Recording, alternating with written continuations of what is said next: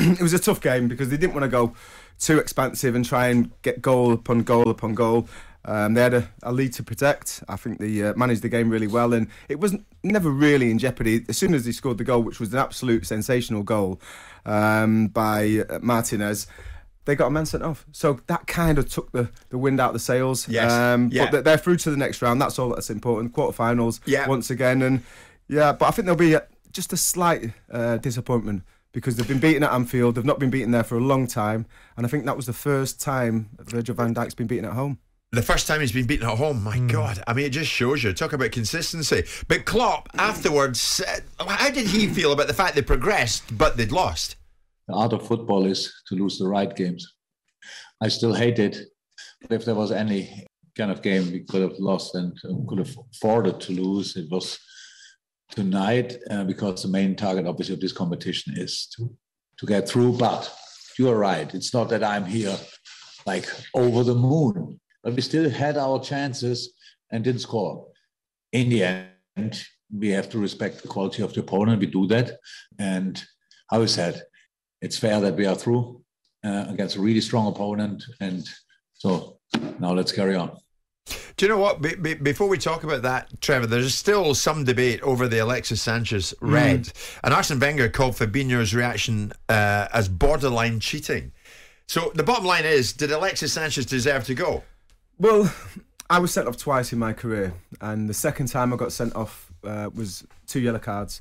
And the second yellow card, I went to ground, got the ball, took the man out, and from that stage, for the rest of my career, I said, if I ever get a yellow card, stay on my feet, because there's always jeopardy. You're always asking the referee to make a decision, and I think if you go to ground, there's always that risk. So for me, yeah, it was a good tackle, but he did follow through on the player, and you're trying to protect the creative players in the game today, and he caught him, and letter of the law, he's got to go. I mean, the defence always seems to be, Simon, he got the ball. But well, he's on a yellow card for a similar offence. Yes, so he should have gone for just pure and simple stupidity, because he's put himself and his team in a very difficult position. They've just got themselves back in the game. Liverpool's job was a difficult one because they didn't want to steal defeat from the jaws of victory. The job was done. I know they said after the first game it's half-time and they were 2-0 and it's only half-time, but really and truly the job was done. You don't really go to Anfield on European nights and take it away from Liverpool too often. So you would expect Liverpool to have gone through this. So their difficulty was, how do they stay up for this particular game, because the emphasis was going to be on Milan to do something rather than Liverpool, because Liverpool had already done what they needed to do.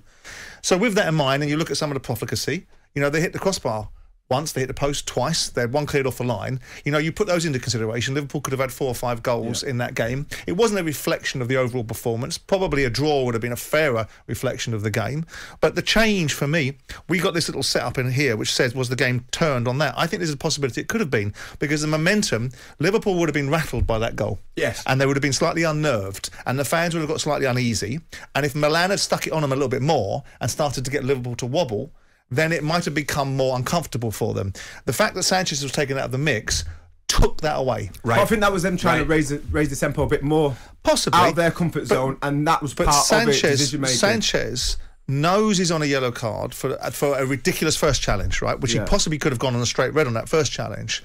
He then puts himself in the way of it, and he's an experienced footballer. This is not some guy that hasn't been around the world and knows what he's doing. Yes, yeah. He should have been able to be one of the few players on the pitch. Anyway. No, I think he's a cheat. I think he cheated Manchester United, and I think he did. And I think that's where part of that challenge comes from. Mentally, he feels he's got something to prove, especially in the northwest of England, and especially against Manchester United. He proved what we all think. He's stupid. Yeah, but Simon, Wenger saying Fabinho's reaction borderline cheating. That's a bit much. Well, I think that's a bit strange. In what context? I mean, the whole framework of the observation from Wenger, because he's not normally that extreme in his reactions.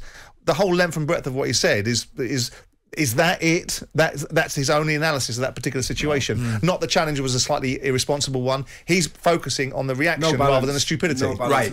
No balance. Well, listen, Trevor, post Carabao Cup final at Wembley the other day, Ian Rush said to me, listen, if Liverpool go on, of course they just won the cup on penalties, if Liverpool go on and somehow find a way of doing the quadruple, this will be the best Liverpool team of all time.